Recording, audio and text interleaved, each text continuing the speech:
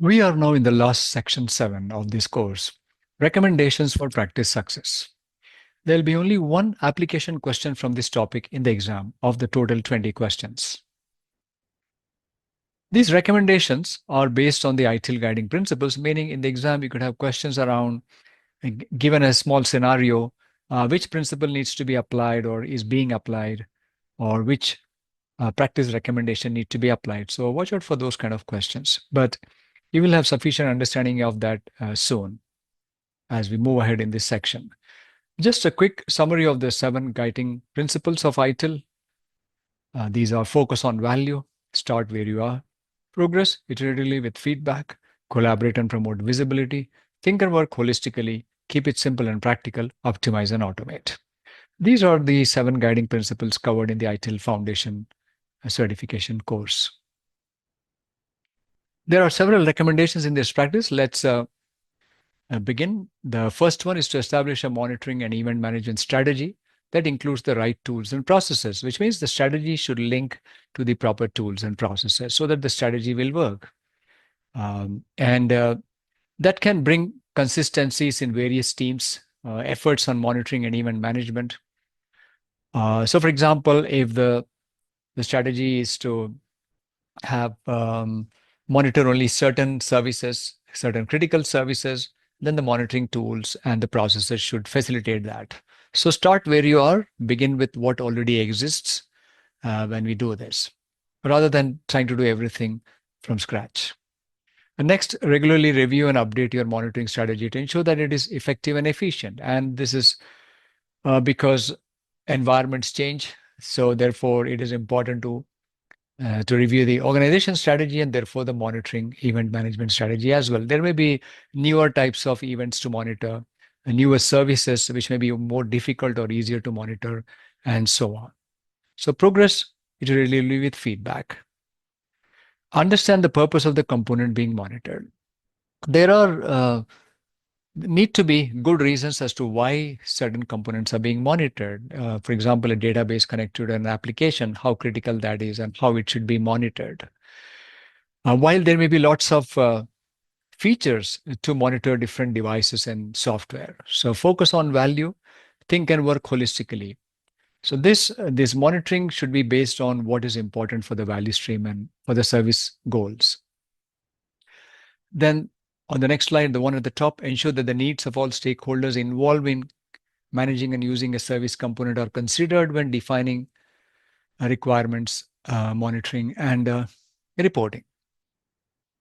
So again, it's a reiteration of the previous recommendation. How does a component play its role in a given service and in the value chain?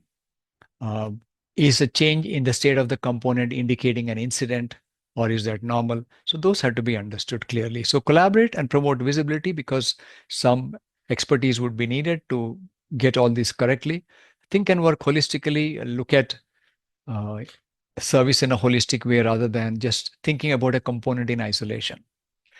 Next, know how the significance of an event may change in different contexts and adjust your monitoring tools and processes accordingly. The very simple example is the login from a different location all of a sudden. And is that something significant? Probably yes. And the individual who is logging in should be alerted that, hey, are you trying to logging in from another location? If not, do the following.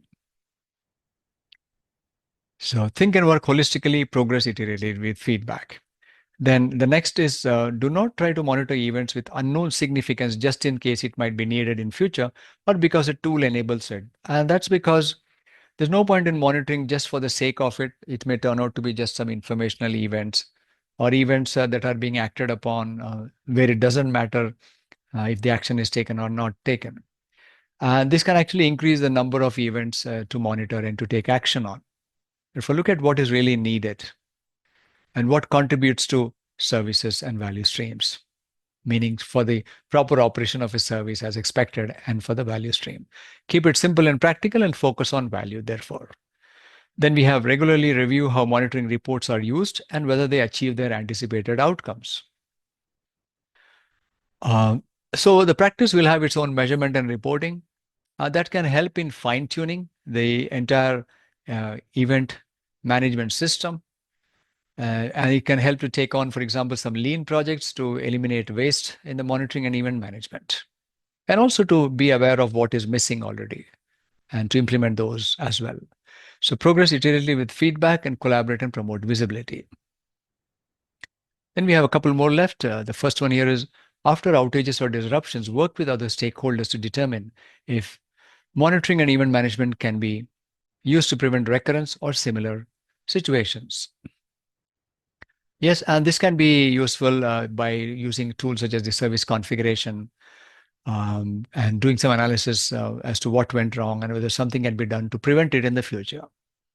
And whether some alerts can be put in to gain earlier notice or awareness of something that could go wrong rather than waiting for the exception to occur and then reacting after that. So make it more proactive. So this means it is connected with incident and problem management. So collaborate and promote visibility and progress iteratively with feedback. Then we have the last one, use automation to evaluate the significance of events and to take the appropriate response. Automation need to be done intentionally or deliberately by looking at what is being monitored, what kind of events are happening, what actions are being taken for them, the reporting. So look at the reports, create the right reports, and what is changing with the services and the value streams, and then do the automation. So for example, there could be some actions that can be performed automatically, for example, commissioning a server or increasing capacity of a server or changing a configuration of an application or a server, automatically allocating more bandwidth to a network, and so on. Those are some simple examples. Optimize and automate, progress iteratively with feedback.